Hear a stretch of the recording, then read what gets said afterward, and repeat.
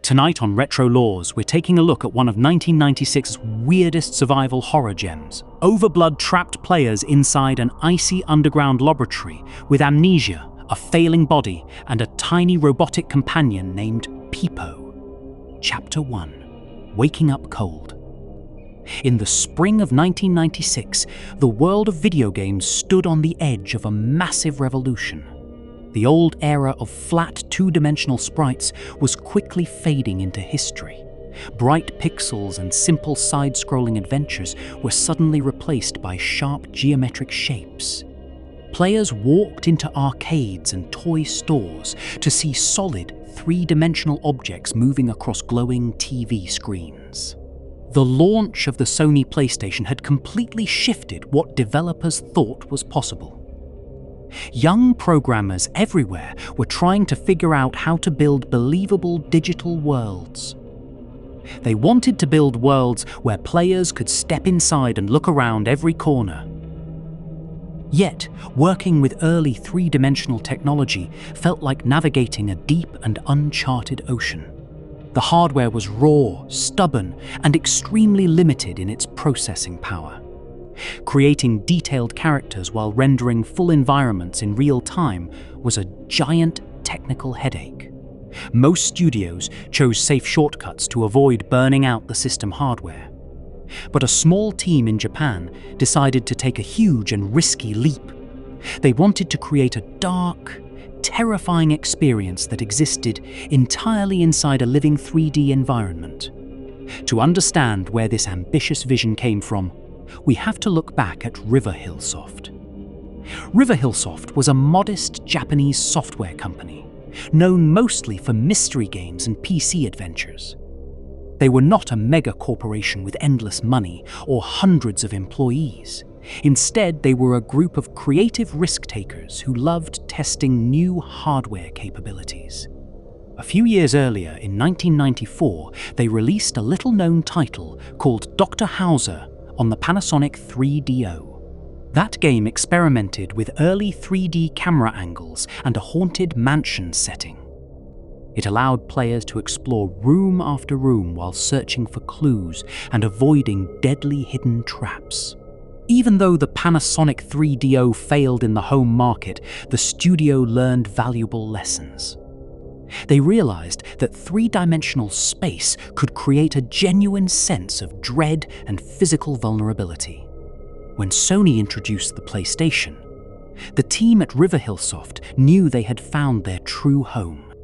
They gathered their best programmers and set out to create something far bigger and bolder. Leading the programming team was a young developer named Akihiro Hino. Years later, Hino would become a legendary figure in gaming as the founder of Level 5. But back in 1995, he was just a brilliant programmer, trying to tame early PlayStation hardware. During this exact same period, another Japanese studio was quietly working on its own horror masterpiece. Over at Capcom, director Shinji Mikami was directing a game called Resident Evil. That game would eventually define the survival horror genre and change gaming history forever. However, Capcom faced a major design hurdle when building their famous mansion setting.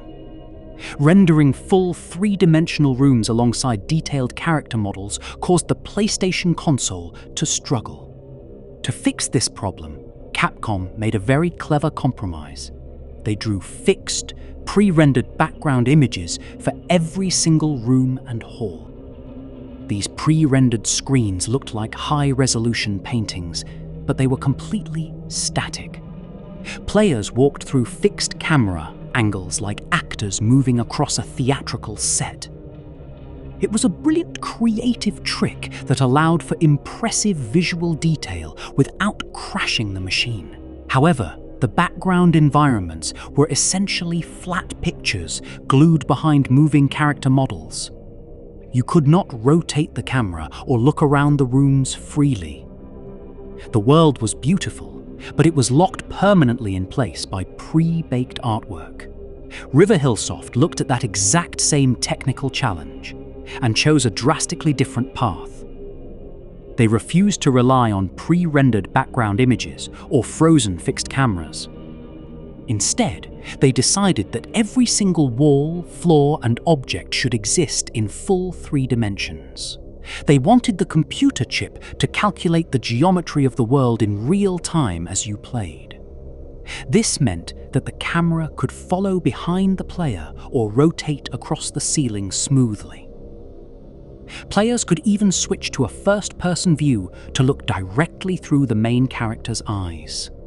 In 1996, putting a fully interactive 3-dimensional world inside a survival horror game was almost unheard of.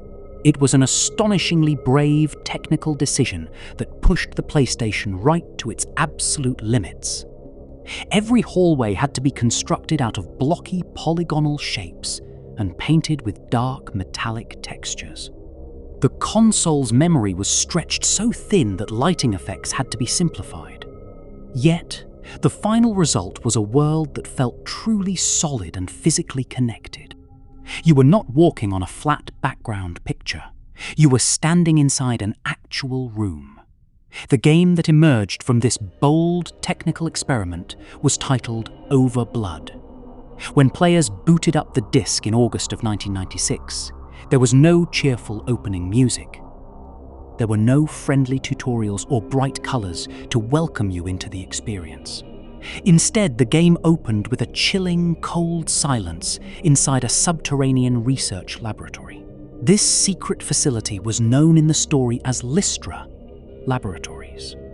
Deep beneath the surface of the Earth, something had gone horribly and catastrophically wrong. The initial scene does not drop you into a sunny town or a cozy home. It starts inside a metal chamber filled with freezing fog and icy mechanical noise. A single cryogenic pod suddenly suffers a major power breakdown and pops open. Out tumbles a frail, pale man wearing a strange thermal suit and heavy boots. He collapses onto the cold metal floor, shivering uncontrollably from extreme hypothermia. He has no idea who he is, where he is, or why he was frozen. His mind is an absolute blank slate, devoid of a single personal memory. This opening sequence creates an immediate, overwhelming sense of physical urgency and isolation. In most games of that era, health was measured by a standard green power bar. But Overblood immediately introduces a secondary threat that threatens to end your life within minutes. Your body temperature is dropping rapidly because the cryo chamber has completely malfunctioned. If you stand still in that frozen room, your character will literally freeze to death. You can hear his teeth chattering and his heavy, desperate breathing echoing off the metal walls. The ambient audio design is sparse, atmospheric, and deeply uncomfortable to listen to. There are no dramatic orchestral tracks playing to make you feel like an action hero. You only hear the hum of dying fluorescent light bulbs and distant mechanical thuds. The low-poly graphics, which might seem simple today, created a cold and oppressive atmosphere in 1996. The sharp, metallic angles of the laboratory felt harsh, industrial, and completely devoid of human warmth. You are instantly made aware that this underground complex was not designed for human comfort. It was built as an isolated cage for secretive and dangerous scientific experiments. As you stumble through the dark corridors of Lystra Labs, the spatial layout reinforces your utter helplessness. The game uses a third-person camera that tracks behind your character as you move through space. Because the world is fully rendered in 3 dimensions, the camera shifts dynamically as you turn corners. You can look up at the high industrial ceilings or down at deep service shafts below. This gives the player a real sense of architectural scale and physical weight within the game world. Every door you open glides back with a heavy pneumatic hiss that echoes down empty hallways. You find yourself wandering through sterile medical bays, broken computer terminals, and abandoned research quarters. Yellow warning lights flash silently against grey steel walls, casting dynamic shadows across the floor. The environment itself feels like a giant, sleeping monster that could trap you at any second. There are no scientists around to explain what happened or offer you medical assistance. There are only bloodstains on the floor, shattered glass, and locked security gates blocking your path. The main character eventually learns that his name might be Raz Kasi. However, even his own name feels uncertain and detached from his true identity. In the European version of the game, his name was localized as Lars, adding to the confusion. This narrative choice of an amnesiac protagonist was a popular storytelling trope in 90s video games. Yet, in Overblood, amnesia serves a very specific thematic and psychological purpose. It places the player and the main character in the exact same state of total ignorance. You do not know what dangerous secrets are hidden inside Lystra laboratories, and neither does Raz. Every document you read and every keycard you pick up reveals a tiny piece of a terrifying puzzle. You are not just trying to escape a physical building, you are trying to reconstruct a missing life. The tragedy of Raz is that his past is tied directly to the horrors of the facility. The deeper he digs into the laboratory archives, the more he realizes his own terrifying purpose. He is not just an innocent victim who happened to wake up in the wrong place. He is an integral part of a dark, genetic nightmare that went terribly wrong. The atmosphere of Overblood relies heavily on the aesthetic of retro science fiction from the mid-90s. During this historical era, public interest in genetic engineering, human cloning, and bioweapons was reaching a fever pitch. Movies like Jurassic Park and news stories about cloned animals filled the public imagination with deep anxiety. People wondered what would happen if secret corporations conducted dangerous experiments without ethical boundaries. Overblood tapped into these exact cultural fears with surgical precision. The Lystra facility feels like a place where human morality was completely discarded in the name of science. As you explore, you find computer logs discussing illegal cellular research and genetic manipulation. The low-resolution graphics of the original PlayStation actually enhanced this eerie sci-fi mood. The grainy textures, twitchy polygon edges, and muted grey colours gave the game a raw, documentarian feel. Watching the low-poly models move through dark halls felt like watching forbidden security footage from a secret military base. The sound design plays a critical role in establishing this deep sense of retro-futuristic dread. In 1996, audio hardware on home consoles was finally capable of playing real recorded sound effects and music. Riverhillsoft took full advantage of the PlayStation's audio chip to create an uncomfortable ambient soundscape. Instead of continuous melody, the background audio is composed of eerie synth tones and industrial noises. You hear the slow, rhythmic pulsing of air filtration systems echoing through empty air ducts. Electric sparks burst from damaged control panels, snapping loudly in the quiet corridors. When Raz walks across different surfaces, his footsteps make distinct metallic clanks or wet, squishing noises. These small audio details anchor the player firmly inside the physical space of the laboratory. When silence falls, it feels heavy, suffocating, and loaded with unspoken threat. You constantly expect something terrible to jump out from the shadows around the next corner. The game forces you to listen carefully to your environment, turning every small sound into a potential warning. Another key element that set Overblood apart was its groundbreaking use of multiple viewing perspectives. While playing, you can press a single button to seamlessly switch between 3 different camera modes. The default mode is a dynamic third-person perspective that follows behind Raz as he walks. The second mode is a fixed cinematic camera that mimics the dramatic angles of classic horror cinema. The third mode is a true first-person perspective that places you directly behind Raz's eyes. in 1996, offering a functional first-person mode inside a third-person adventure game was a mind-blowing feature. It allowed players to lean close to wall monitors, examine mysterious bloodstains, and search keypads for clues. This was not just a cheap visual gimmick. It was a fundamental tool for survival and puzzle solving. If you needed to find a tiny item hidden on a shelf, switching to first person was essential. It gave players a level of spatial agency that was impossible in games with pre-rendered backgrounds. You were given the power to inspect the world with your own eyes whenever you wished. Despite these incredible technological innovations, the game was immediately forced to compete with Resident Evil. Capcom's horror titan had released just 5 months earlier in Japan to massive critical acclaim. Resident Evil was fast, intense, heavily polished, and packed with terrifying zombie encounters. It offered instant gratification, explosive shotgun combat, and Hollywood-style cinematic action. In comparison, Overblood was a much slower, quieter, and more methodical experience.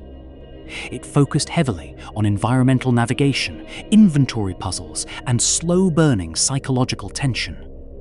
Early critics who were expecting non-stop action were often confused by Overblood's deliberate pacing. They criticized the game for having long stretches of quiet exploration with very few combat encounters.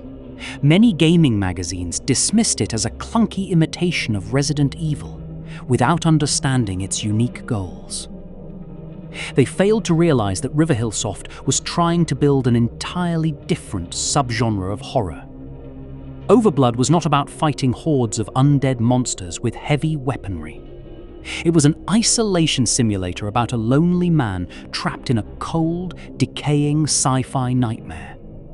When we look back at this pivotal moment in gaming history, the technical contrast is fascinating. Capcom chose artistic visual polish by locking their camera onto static, pre-rendered background paintings. Riverhillsoft chose complete environmental freedom by rendering every single room in full real-time three-dimensional geometry. Capcom's approach created a massive commercial blockbuster that set the standard for an entire generation. Riverhillsoft's approach was far ahead of its time, predicting where all video games would eventually go. Years later, games like Silent Hill, Dead Space, and Metroid Prime would fully embrace real-time 3D horror.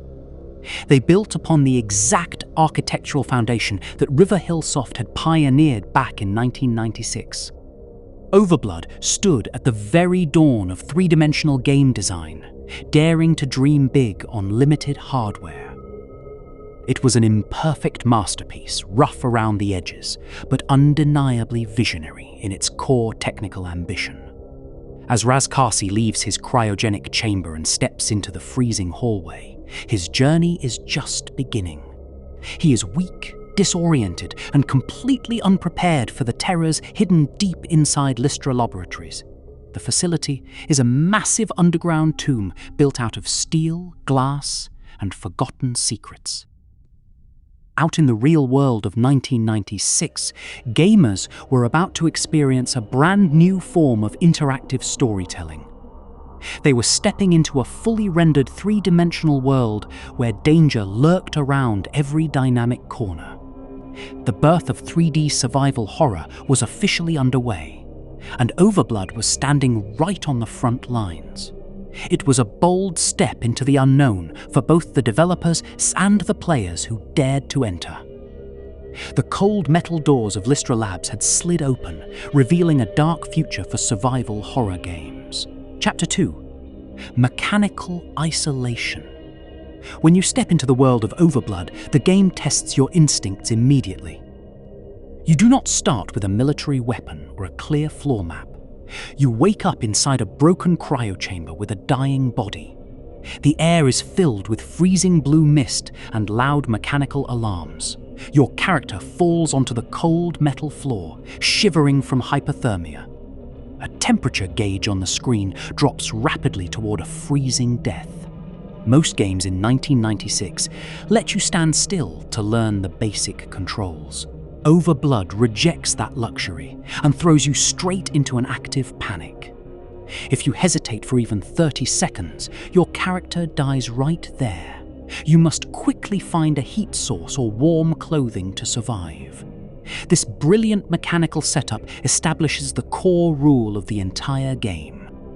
Survival is not just about fighting monsters lurking around dark facility corners. Survival is an endless struggle against your own failing body in secret space. Moving Raz Kasi through this cold facility requires mastering a unique control scheme. In the mid-90s, video game controllers lacked modern, smooth analog movement thumbsticks. Directional pads force players to use what developers call classic tank controls. Pressing up on the pad always pushes your character forward in space. Pressing left or right rotates their body on a central turning point. Pressing down forces them to back up slowly without turning around. For modern gamers, this control scheme can feel heavy, awkward, and slow. But back in 1996, tank controls were a deliberate design choice for horror. They gave character models real physical weight and slow momentum in dark rooms. You cannot turn around instantly or dodge incoming attacks with fast flips. Every single step across the cold metal floor requires real planning and focus. Turning around in a narrow hallway leaves your back exposed to danger. This awkward design creates a lingering feeling of physical fear that never disappears. You feel trapped inside a heavy human body that reacts slowly to threats. What truly sets Overblood apart from its peers is its real-time camera system. Most early survival horror titles locked players into frozen static camera angles. Those fixed cameras looked dramatic, but they often hid monsters from view. Overblood takes that old concept and expands it into fully dynamic space. The camera follows closely behind Raz as he walks through metallic hallways. It rotates around tight corners and shifts height to match the room layout. When you enter a narrow air duct, the camera drops down low. When you step into a massive underground room, it pulls back wide. This constant real-time tracking creates a profound sense of true physical space. You are not just looking at a flat picture of a hallway. You are physically standing inside a digital room that exists all around you. At any moment during exploration, you can press a button to shift vision. Switching to first-person mode changes how you interact with the game world. The screen moves smoothly, placing your viewpoint directly at Raz's eye level. Suddenly, you can examine dirty computer screens and read tiny keypad numbers. In 1996, this level of interactive vision was incredible for console players. It transformed basic puzzle solving into a hands-on investigation of the room. If a metal door is locked by a security code, you inspect. You switch to first-person view and look for clues near the lock. You check dusty walls for hidden switches or dark stains left behind. This mechanic forces you to study every single corner of Lystra Labs. It makes you feel like a real detective solving a scary mystery. The architectural layout of Lystra Labs is designed to maximize human isolation. The subterranean complex is divided into high-security sectors and dark laboratories. Hallways are tight, dark, and filled with broken glass and exposed wires. Hot steam vents burst unexpectedly from walls, making you jump in fear. Automatic metal doors slide open with a loud screeching sound that echoes. Every single room feels like a sealed box designed to lock danger inside. The spatial design constantly forces you into tight spaces with no clear exit. You might walk down a long corridor only to hit a locked door. When you turn around, an environmental trap blocks your path back to safety. This clever layout creates a feeling of creeping walls closing in on you. You are constantly searching for security keycards and battery packs to escape. Survival horror games depend heavily on how they limit your inventory items. Overblood limits your carrying capacity and forces you to make hard choices. Health sprays, thermal gear, and keycards take up valuable space in pockets. You cannot carry every useful item you find on the laboratory floor. This forces you to prioritize immediate survival over future comfort and safety. Do you keep a warm coat or grab extra gun ammo instead? Do you keep a heavy tool to open doors or drop it? These tough decisions weigh on your mind as you explore deeper rooms. The puzzles are grounded in the physical reality of a scientific building. You must repair damaged generators, fix power cables, and hack computer terminals. You spend hours restoring power to cold elevators and draining flooded lower floors. When combat occurs in Overblood, it feels clumsy, chaotic, and deeply stressful.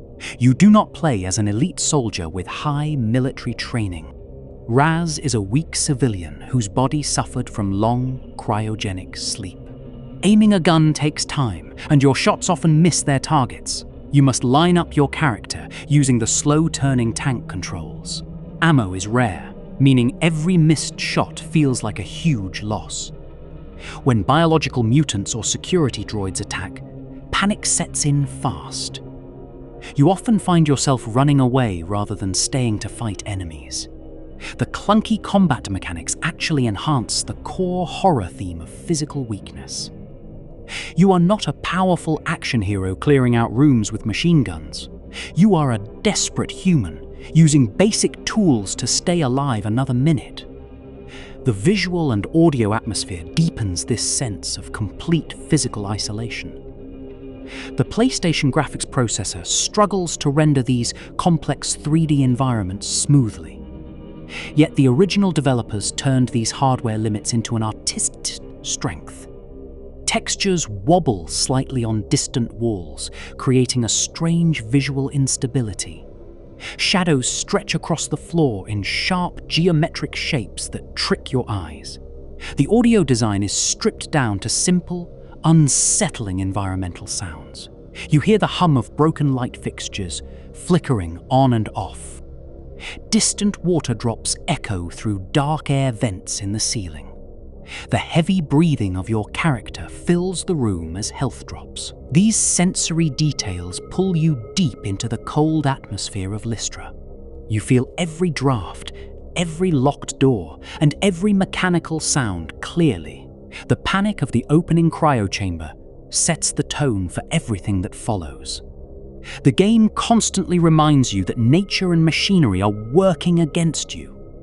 When you enter cold rooms, your breath turns into visible white vapor clouds. Your movement speed drops, and your character begins to hug his own arms. This environmental reactivity was years ahead of other games on the market. You cannot simply ignore your surroundings and rush through the level geometry. You must pay attention to thermal gauges, environmental hazards, and room temperatures.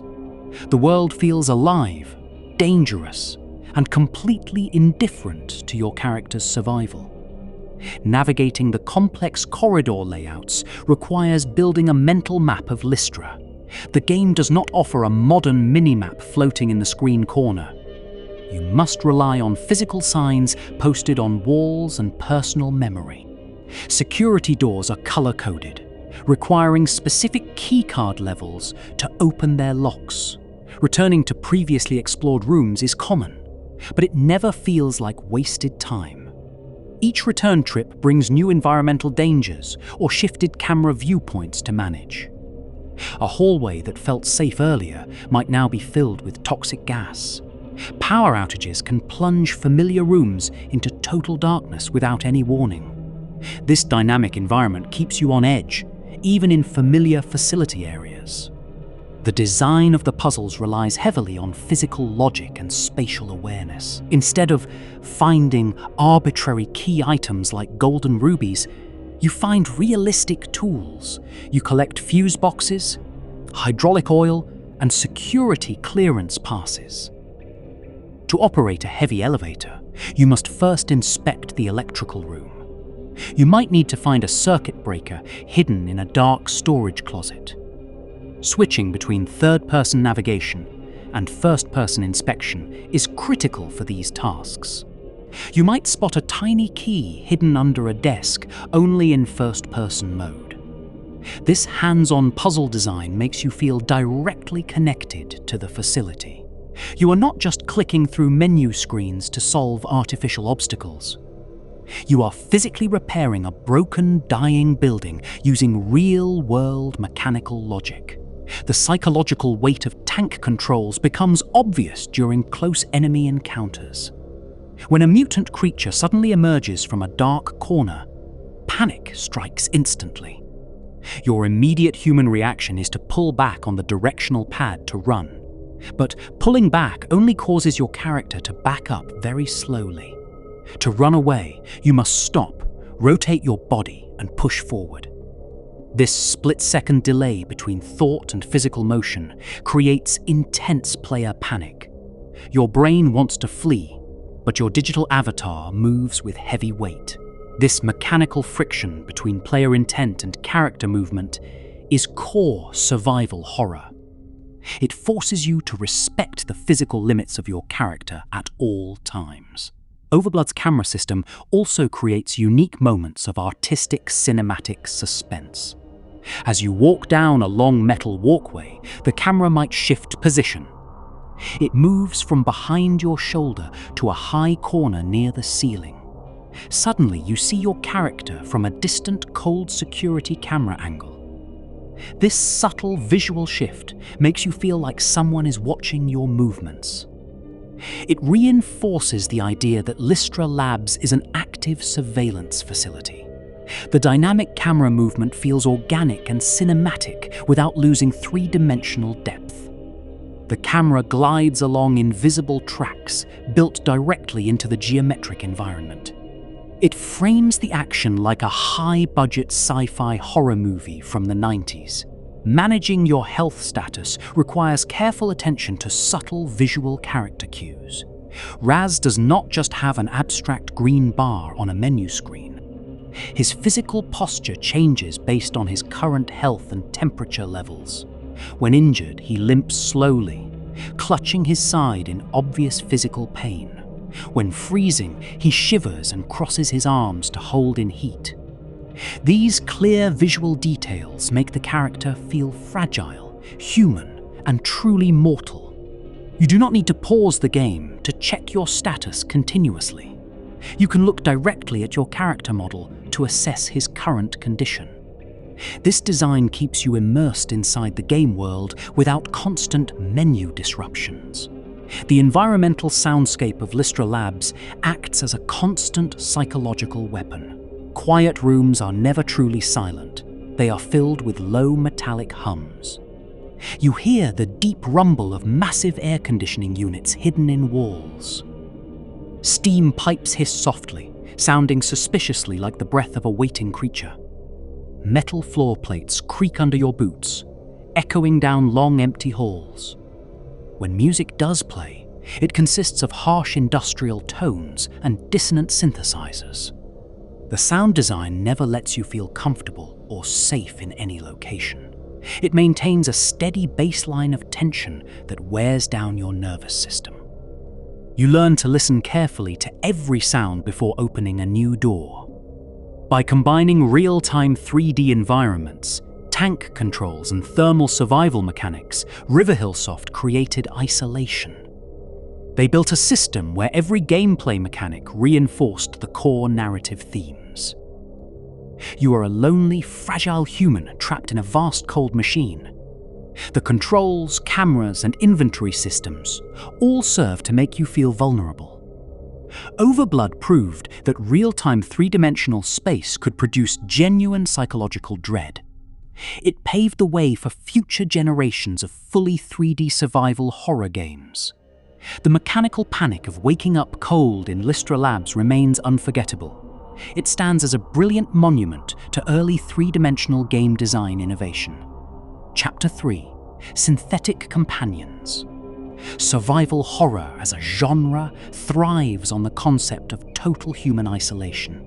Most classic games in this category force you to walk through dark rooms completely alone. Every shadow feels like a threat, because nobody is coming to save you from danger. You are expected to hoard your resources, check your corners, and endure the fear. But Overblood subverts this fundamental rule in a very surprising and innovative way. It introduces secondary companions who completely transform the emotional tone of the story. You are not destined to walk through the halls of Lystra Labs entirely by yourself. Soon after leaving the freezing cryo chamber, Raz Kasi makes an unlikely and unforgettable friend. In a hidden maintenance room, he discovers a tiny utility robot named Pipo. Pipo is small, blocky, and painted with bright yellow and green colors. He looks like a cross between a toy car and a plastic toolbox. He cannot speak human words, making simple chirps and robotic beeps instead. Yet his presence immediately transforms the atmosphere of the entire game. The oppressive silence of the laboratory gives way to a gentle, reassuring digital hum. In a cold world defined by death, this little robot offers warm hope. Integrating a functional secondary companion into a 1996 video game was exceptionally difficult. Early console hardware struggled just to calculate basic character movement and room geometry. Adding a second interactive character required careful memory management and clever programming techniques. Riverhillsoft did not just make Pipo a decorative follower who walked behind Raz. They turned him into a functional, playable tool, essential for solving complex environmental puzzles. Certain air vents and electrical shafts inside Lystra Labs are far too small for Raz. The heavy human character simply cannot squeeze inside those tight, claustrophobic metal spaces. When you reach these physical obstacles, the game allows you to switch direct control. With the simple press of a button, you stop playing as Raz entirely. You step directly into the small wheels of tiny little Pipo. Playing as Pipo offers a completely fresh visual perspective on the facility layout. The camera drops down to ground level, making ordinary desks look like giant skyscrapers. Hallways that seemed normal to Raz now feel vast, massive, and endless to navigate. As Pipo, you zoom through narrow ventilation ducts high above the cold floor. You navigate past spinning fan blades, electrified wires, and dangerous falling debris hazards. You search for hidden power switches, drop keycards through floor grates and open doors. This dual character mechanic was far ahead of almost every other game on store shelves. In 1996, very few console titles allowed players to swap characters during real-time exploration. Riverhillsoft created a smooth system where companion controls felt natural and deeply satisfying. Pipo was not an annoying escort character you constantly had to protect from harm. He was a capable partner who actively saved your life on multiple occasions. The emotional bond between Raz and Pipo grows naturally through shared environmental survival. You quickly learn to rely on the little robot to clear physical obstacles ahead. When Raz falls ill or gets trapped behind security gates, Pipo acts fast. He rolls through dangerous areas to press emergency overrides and bring vital medical supplies. Because the facility is so hostile, Pipo becomes your only true emotional anchor. The developers used simple visual animations to convey Pipo's loyal, affectionate personality. He tilts his camera head curiously whenever Raz stops to inspect an object. He dances in tiny happy circles when you successfully complete a tough puzzle. When danger approaches, he chirps nervously and hides safely behind Raz's heavy boots.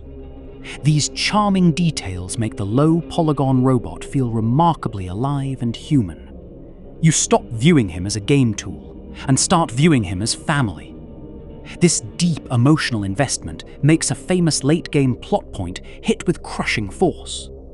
As you explore the deepest levels of Lystra Labs, disaster strikes the complex. A massive structural collapse threatens to crush both Raz and his small companion. To ensure that Raz can escape the crumbling sector, Pipo acts heroically. The tiny robot uses his small mechanical body to hold back a heavy gate. He sacrifices his own physical frame so that his human friend can run free. Watching the little machine get damaged while chirping a final goodbye is deeply heartbreaking. In 1996, video games rarely managed to evoke such pure, unforced human sadness. Most game stories relied on big explosions, cheap character deaths, and melodramatic dialogue. Overblood built a quiet, sweet relationship between a man and a small machine. Pipo's heroic sacrifice leaves a giant, aching void in the player's heart. Returning to single-player exploration feels twice as lonely after losing your small partner. Fortunately, Raz does not have to carry the heavy burden of isolation forever. Soon after losing Pipo, he discovers another living human survivor deep inside Lystra. Her name is Millie, though in the original Japanese release, she was named Azusa. She is a brave, intelligent woman who was also caught in the laboratory collapse.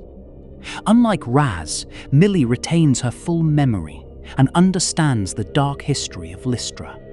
Meeting her marks a major shift in both narrative tone and gameplay structure. She provides crucial story exposition, explaining the secretive genetic research conducted beneath the surface. Her presence transforms Overblood from a silent puzzle game into an active character drama. The dynamic between Raz and Millie is grounded in cautious trust and mutual survival. They are two broken individuals clinging to each other inside a metallic nightmare world. Millie is not just a passive narrative device who stands around waiting for rescue. She actively participates in puzzle solving and helps navigate complex facility system logs.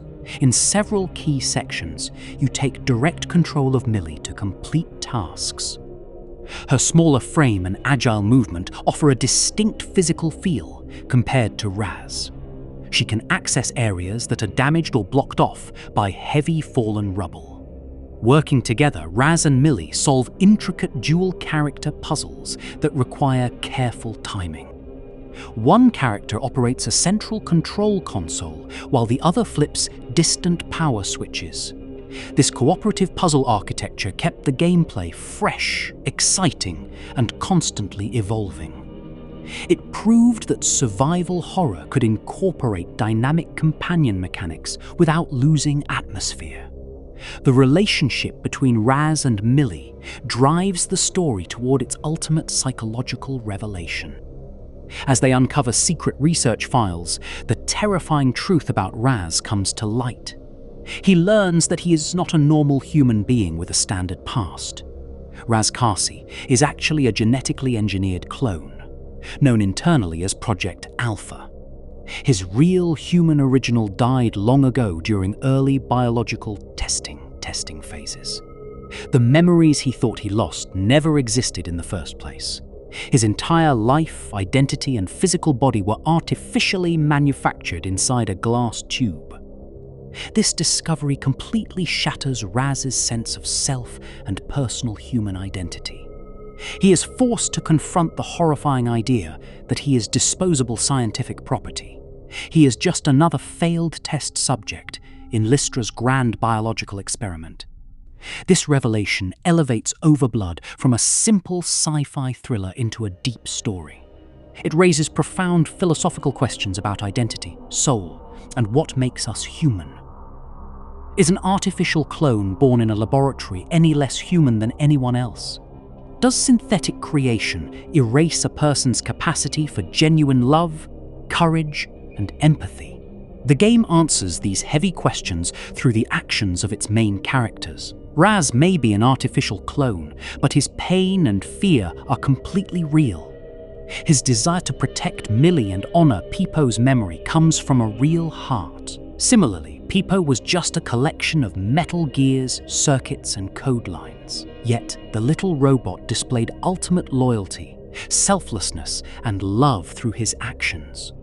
The artificial beings in Overblood display more genuine humanity than the human scientists. The doctors who built Lystra Labs acted like cold, unfeeling machines without ethics. To fully appreciate this narrative achievement, we must examine the gaming landscape of 1996. Most video game companions in the mid-90s were notoriously frustrating to deal with. They had poor pathfinding code, constantly got stuck on walls, and walked into danger. Escort missions were universally hated by gamers because companion artificial intelligence was clumsy. Riverhillsoft avoided these common design traps by integrating companions directly into the gameplay. By allowing players to take direct control of Pipo and Millie, frustration vanished. You were never fighting against bad computer code while trying to protect a partner. You were actively playing as the partner, making their survival your personal responsibility. This clever design choice made the characters feel like true allies rather than burdens.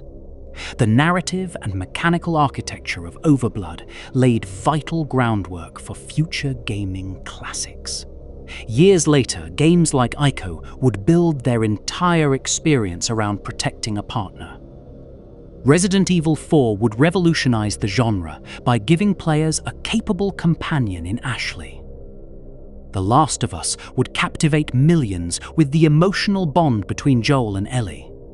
All of these famous titles explored the powerful dynamic of surviving together in danger. But back in 1996, Overblood was quietly pioneering these exact companion ideas. It proved that having a partner did not destroy tension or lower terrifying stakes. Instead, caring for another character made the environmental dangers feel vastly more intense. You were no longer just fighting for your own personal survival in the dark. You were fighting to keep your small digital family alive against impossible odds. As Raz and Millie make their final push toward the surface, the story peaks. The contrast between cold metal hallways and warm human connection reaches its emotional height. They have lost Pipo, uncovered dark secrets, and faced existential horror together as allies. Yet their shared struggle gives them the strength to keep pushing toward the surface.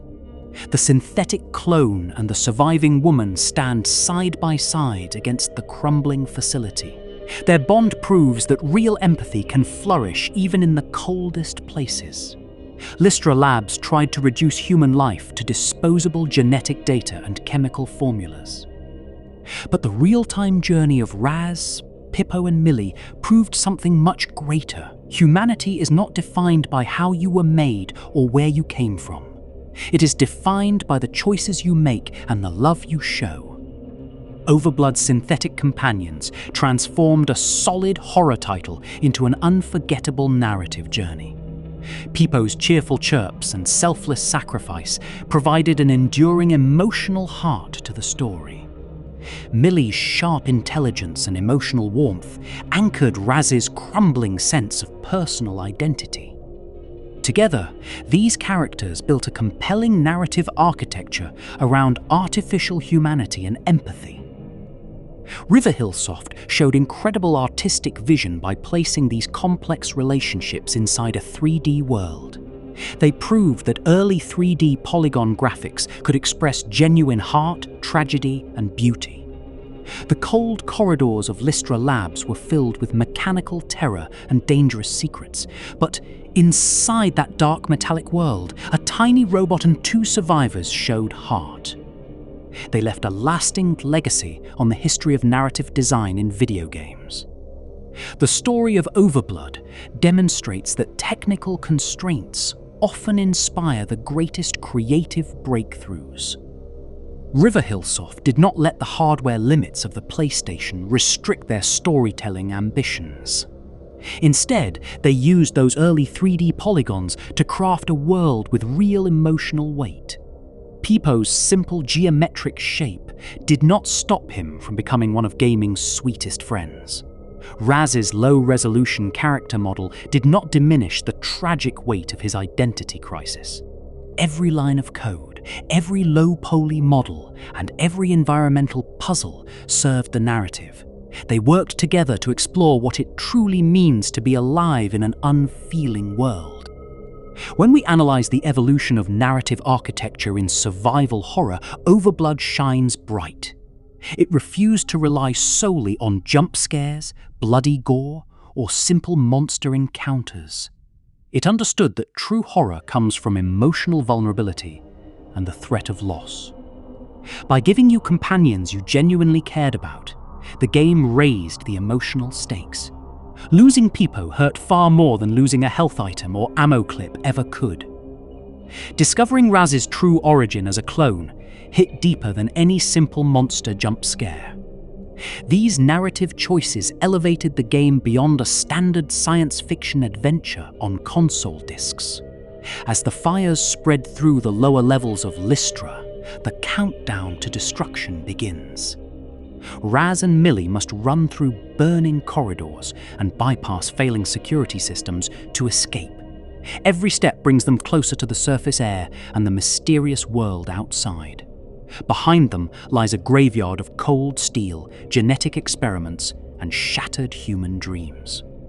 Ahead lies an uncertain future for a clone who lost his past but found his soul. The journey through Lystra Labs was defined by physical pain, freezing cold, and mechanical horror. Yet, the memories of Pipo's brave sacrifice and Millie's steady hand remain completely bright. In the end, Overblood showed us that survival is never just a solo endeavor.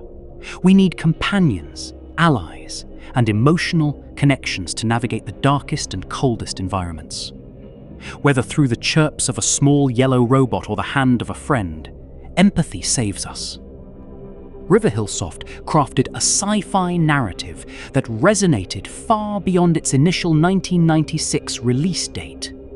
They built a bridge between classic mechanical puzzle games and modern character-driven narrative adventures. The story of Raz, Pipo, and Millie remains a masterclass in early three-dimensional storytelling. It stands as a testament to the power of artificial humanity inside classic survival horror. Chapter 4. From Forgotten Flop to Cult Legend. When Overblood arrived in Western game stores in early 1997, the landscape was changing fast. Capcom had turned survival horror into an explosive, multi-million-dollar global empire almost overnight. Spencer Mansion was featured on the cover of virtually every major video gaming magazine. Players were obsessed with B-movie horror, terrifying zombies, and explosive shotgun combat encounters. Against that massive cultural giant, Riverhillsoft's quiet scientific adventure stood very little chance. Electronic Arts brought Overblood to North America and Europe with very little promotional fanfare. There were no massive television commercials or full-page magazine ad spreads celebrating its release. Gamers browsing store shelves saw a dark, generic box art cover with minimal explanation. They had no idea that inside lay a groundbreaking, real-time, three-dimensional world. Instead, most players assumed it was just another cheap imitation of Resident Evil. The commercial monster built by Capcom cast a long shadow that swallowed Overblood whole. The critical reception from gaming journalists in 1997 was harsh, unforgiving, and deeply divided. Reviewers who loved Capcom's fast action found Overblood to be far too slow. They complained about the long stretches of environmental puzzle solving without any monster fights. The combat system was rightfully criticized for feeling awkward, stiff, and difficult to control. Line remedies and gun aiming felt imprecise compared to Capcom's highly polished controls. Furthermore, the Western localization suffered from hilariously flat, emotionless English voice acting. Voice actors delivered serious sci-fi dialogue with the energy of bored office workers. Lines that should have felt tense or tragic often made players laugh out loud. When Raz expressed panic, his voice remained strangely calm and completely detached from reality. Reviewers tore these voice performances apart, ignoring the brilliant technical achievements underlying the game. They missed the forest for the trees, focusing on cheesy voice lines instead. Capcom's decision to use static pre-rendered backgrounds proved to be a masterstroke for sales. It allowed Resident Evil to look visually stunning, glossy, and cinematic on CRT televisions. Every room in Spencer Mansion looked like a highly detailed photograph from a movie set. In contrast, Overblood's real-time three-dimensional geometry looked much blockier and far more primitive. Because the PlayStation had to render every wall in real time, textures appeared blurry. The low-polygon character models lacked intricate facial details or smooth, realistic hand animations. To average gamers in 1997, Resident Evil simply looked like the superior product visually. They did not understand the immense technical wizardry required to render full 3D rooms. They only saw sharp static backgrounds versus wobbly, blocky real-time polygons on screen. Capcom won the visual battle in the minds of the mainstream gaming public easily. Beyond visual aesthetics, the fundamental pacing of the two games appealed to totally different audiences. Resident Evil was built on immediate jump scares, creepy dogs breaking through windows, and flesh-eating zombies. It delivered instant adrenaline hits that made players scream out loud with their friends. Overblood was built on quiet scientific dread, environmental navigation, and complex thermal survival mechanics. It asked players to read computer terminal logs, manage body temperatures, and repair electrical panels. That deliberate, cerebral approach to gameplay bored kids looking for fast zombie shooting action. Gamers wanted to blast monster heads with powerful shotguns, not repair broken elevators. Overblood was an atmospheric sci-fi thriller trapped inside an industry hungry for explosive horror movies. It was simply the wrong game for a market obsessed with arcade action. As a result of these factors, Overblood vanished from store shelves with alarming speed. Sales numbers in Western territories were disappointingly low, leading to fast price markdowns in clearance bins. Electronic Arts quietly dropped the property, moving on to higher-profile gaming franchises. Yet, back in Japan, Riverhill Soft remained remarkably proud of what they had built technically. In 1998, they released a direct sequel titled Overblood 2 for the Japanese PlayStation. This sequel expanded the original concept into a massive 3-disc cyberpunk action role-playing game. It featured vast, real-time, three-dimensional futuristic cities, dynamic vehicle chase sequences, and complex storylines. However, due to the poor commercial performance of the first game, Western releases were cancelled. Overblood 2 received a very limited European release years later, but completely skipped North America. The franchise was officially buried, becoming a forgotten footnote in 90s video game history. For over a decade, Overblood lay sleeping in the dusty basements of retro collectors. The world moved on, and new generations of consoles brought advanced three-dimensional graphics. Survival horror evolved through games like Silent Hill, Dead Space, and Resident Evil 4. Nobody talked about Raz Kasi, Lystra Labs, or the tiny yellow robot named Pipo. The game was presumed dead and forgotten, buried under thousands of newer digital releases. But the internet has a strange and beautiful way of resurrecting lost cultural artifacts. In the early 2010s, a new wave of retro video game historians began digging. They started re-evaluating forgotten PlayStation titles that had been dismissed by old print magazines. They were looking for strange, experimental games that dared to push hardware limits early on.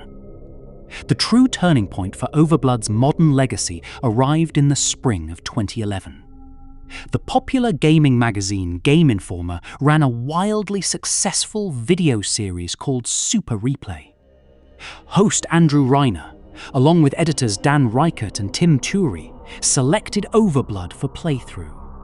They expected a quick, terrible game to laugh at for a single comedy episode. Instead, they stumbled into one of the most entertaining and hilarious adventures in internet history. The crew fell madly in love with the bizarre voice acting and strange story pacing. Most importantly, they became completely obsessed with the tiny robotic companion, little Pipo. Every time Pipo appeared on screen, the hosts cheered and celebrated with genuine delight. Their emotional reaction to Pipo's heroic sacrifice became an instant viral hit across the internet. Overnight, Overblood was transformed from an obscure failed game into a massive cult sensation. Thousands of gamers who had never heard of Lystra Labs suddenly watched the entire playthrough. The catchphrase, "Pipo!" echoed across gaming forums, social media channels, and live streaming chats. Fan art of the blocky yellow robot began popping up across the digital web. Gamers began buying old physical copies of the PlayStation disc on auction sites like eBay. Prices for original game copies spiked as collectors scrambled to own a piece of history. But beyond the funny memes and voice acting jokes, something deeper happened during this revival. Audiences began noticing how remarkably innovative the underlying game design actually was for 1996. Looking past the cheesy voice work, modern gamers recognized the brilliance of the real-time engine. They were shocked to see dynamic camera movement and first-person inspection modes in a 1996 title. They realized that Riverhillsoft had solved complex 3D camera problems years before other famous studios. The companion mechanics with Pipo were re-evaluated as visionary steps forward for character interaction. What print magazines had dismissed as clunky in 1997 was now seen as historical pioneering. Overblood was no longer viewed as a cheap Resident Evil knockoff trying to make quick money. It was finally recognized as a brave, flawed, and visionary pioneer of early 3D gaming. The internet had given Raz, Kasi, and Pipo the second chance they truly deserved. Yet, the most incredible secret of Overblood's legacy was hidden deep inside its developer credits. The lead programmer responsible for crafting that ambitious real-time three-dimensional engine was Akihiro Hino. Working on Overblood was a grueling, intense trial-by-fire experience for the young Japanese developer. He had to figure out how to push early PlayStation hardware beyond its intended limits. He learned how to structure 3D worlds, manage memory constraints, and design character movement systems. That hard technical experience gave Hino the confidence to take a massive personal leap forward. Shortly after finishing his work at Riverhillsoft, Akihiro Hino decided to leave the company entirely. He gathered a small team of talented colleagues and founded a brand new independent studio. That new studio was named Level 5, and it would change Japanese gaming history forever. Hino took the exact real-time 3D engine concepts pioneered in Overblood and refined them further. Level 5 debuted with Dark Cloud on the PlayStation 2, a stunning real-time 3D action RPG. The game was a massive critical and commercial success across the entire world. From there, Level 5 grew into one of the most respected development studios in the world. They were trusted by Square Enix to develop the legendary Dragon Quest VIII in 3D. They went on to create hit global franchises like Professor Layton, Inazuma 11, and Yokai Watch. They even collaborated with Studio Ghibli to craft the breathtaking animated masterpiece Ni no Kuni. When you trace the lineage of Level 5 back to its roots, you arrive at Lystra Labs. Without the dangerous technical risk of Overblood, Level 5 might never have been born at all.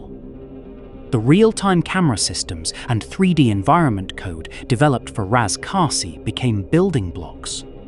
They were the direct technical foundation upon which an entire video game empire was built. Akihiro Hino learned how to tell emotional stories in three-dimensional space while programming little Pipo. The small yellow robot was, in a very real sense, the digital grandfather of Professor Layton. The DNA of a forgotten 1996 survival horror flop lives inside millions of beloved games. When we stand back and look at the whole picture, history reveals a fascinating truth. Capcom won the immediate commercial battle of 1996 with style, polish, and cinematic flair. They built a massive billion-dollar franchise that continues to dominate pop culture across the world. Resident Evil earned its rightful place in the Video Game Hall of Fame through sheer brilliance. But Riverhillsoft won something equally valuable in the long run of technical history. They had the visionary courage to look into the future and build a real 3D world. They refused to take the easy path of static backgrounds and frozen camera angles. They dared to dream of fully rendered three-dimensional environments before the hardware was ready. Overblood remains a striking monument to a wild, experimental era in interactive entertainment design. It captures a rare moment in time when video game rules were still being written. Developers were stepping into dark, uncharted territory without a map to guide their creative choices. They made mistakes, stumbled over awkward controls, and struggled with primitive English voice acting lines. Yet, their passion, ambition, and willingness to take huge creative risks shines through every polygon. You can feel the heartbeat of young developers trying to build something truly revolutionary on screen. They built a cold, metallic nightmare world that somehow managed to convey deep human warmth. Today, walking through the quiet frozen corridors of Lystra Labs feels like visiting an ancient archaeological site. The wobbly textures and low-poly models are relics of a distant digital past that faded away. But the spirit of innovation that built those metallic hallways feels as alive as ever.